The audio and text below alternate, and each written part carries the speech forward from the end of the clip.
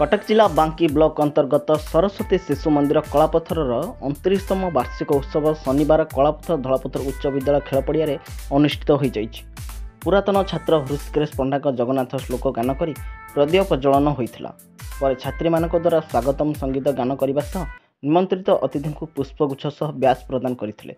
प्रधान आचार्य कृष्णचंद्र राउत संयोजन संपादक आईनजीवी प्रदीप कुमार पट्टनायक अतिथि परिचय प्रदान करते।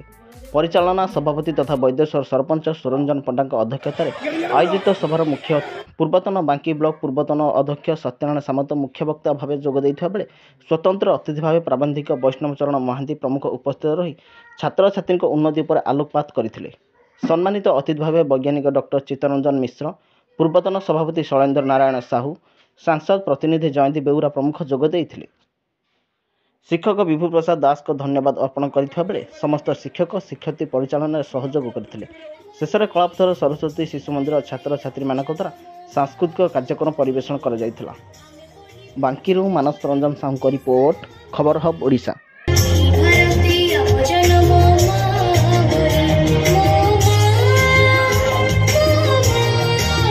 आपण माने कहि परिबे कि समग्र पृथ्वी ओडिशा से साइंटिस्ट ना कौन जे 8 जन विशिष्ट साइंटिस्ट भीतर ता ना प्रकाश करिथिला बा पाइथिला कहि परिबे कि से ओडिया साइंटिस्ट